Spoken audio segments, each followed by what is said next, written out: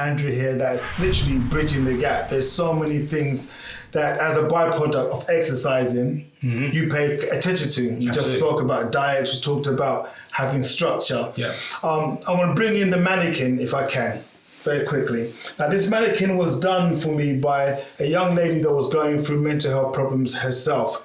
And you see labels here in terms of how she wanted to be perceived by other people, the words that actually inspired her, that she can continue and break through the depression that she was going through. So what we're going to do here is I'm going to identify a word and I'm going to launch it at Andrew, and you're going to make the connection with health. Self-management. In mental health, we always try to encourage somebody who's taking medication to self-manage. That means they take the medication undirected.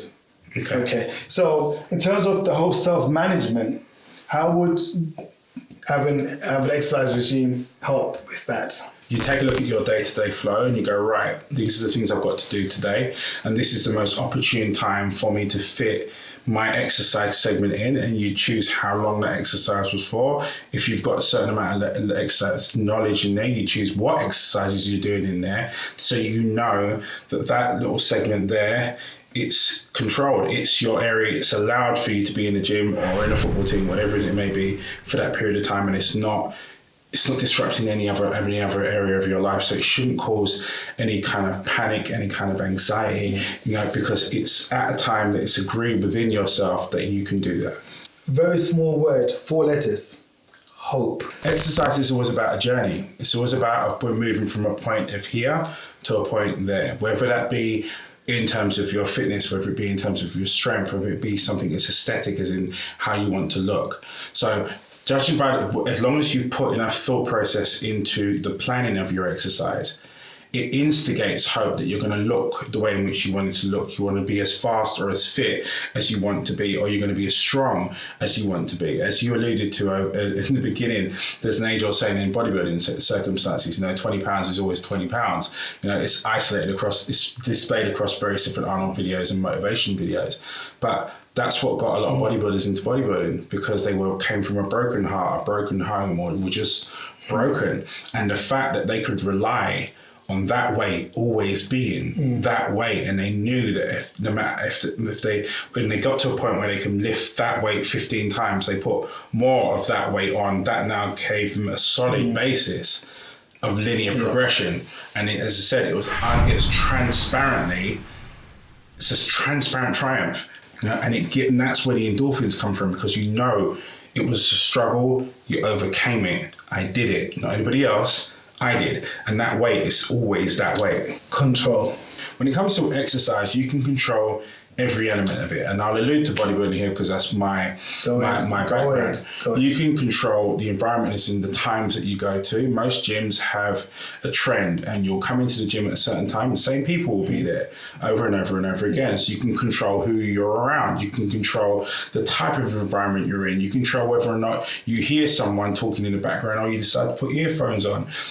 You can decide, you can control your food, and therefore you can control your progression. If it comes to absolute control of things in the bodybuilding world, you control our goal is to try and control as much of our training and progress as possible, even down to the food that you eat. Mental health problems take away a lot of control. And you actually find when we lose our sense of control in managing things in and around us, we might be coming from an abusive background, abusive home, and you feel you have no sense of control. So you might choose, the only thing I can control in that environment is maybe my diet. Yeah. And that creates and has a potential of creating eating disorders. You might have a sense of feeling lost, abandoned. So when you now putting things into place that you are now controlling, your confidence now starts to build. Yeah. When I go to the gym, I have headphones on. Is that a good thing or a bad thing? Brilliant thing. It blocks out everything else. You see, even down to that element there, when you put those headphones in, that's your way of controlling time. Because when you're in the gym, the biggest thing that makes the gym out of control is the amount of other people that get involved in your workout and want to talk to you in between sets, this, that, and the other. By putting headphones in, that's you taking control of this time is mine.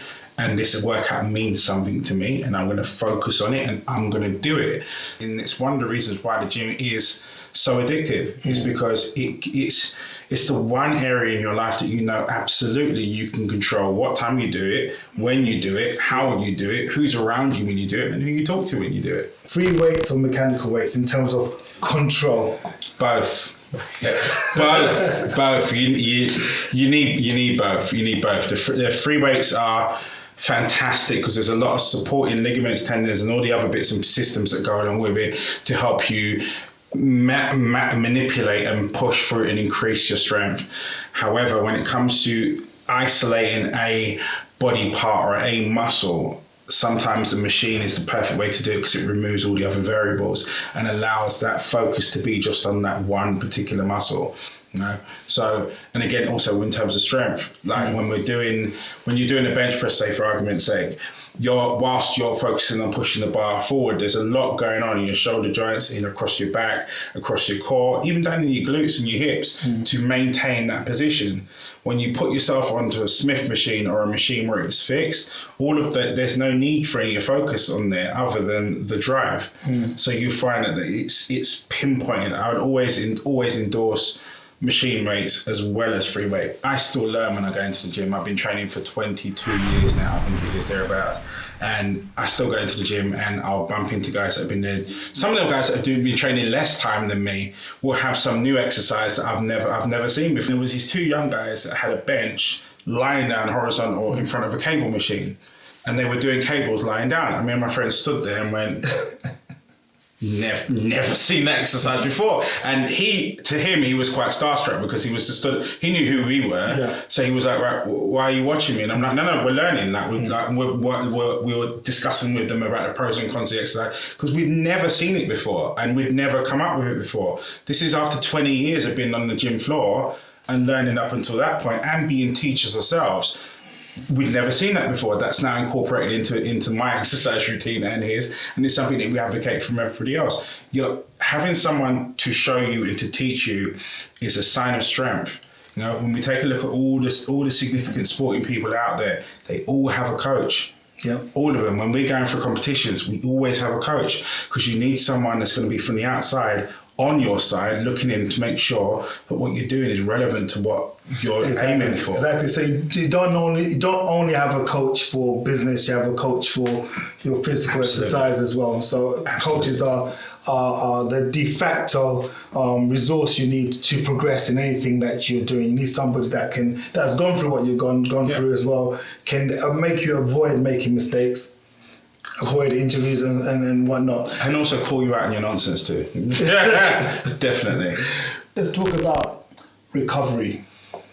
Not just from the perspective of you've had a physical injury and you go through the recovery process, in terms of the problems and challenges that you've gone through and how exercise has helped you or can help somebody push through and continue. Absolutely. I mean, when you go into the gym, a gym's a place that you can go in and you can scream and it's okay. So you mentioned that whole word confidence earlier on. Yeah. And that's what I meant about transparent success is when you, especially with I'll use young guys because we used to do a similar sort of project back in the day when I had my gym back in Forest Hill, where we had guys that were involved in gangs. They've been through life trauma, right? And we had them in the gym, and we were putting them through exercise, and you could see the transformation. Half of the times they were angry because they didn't have the self-worth. They didn't feel great about themselves, so they lashed out with it because they were annoyed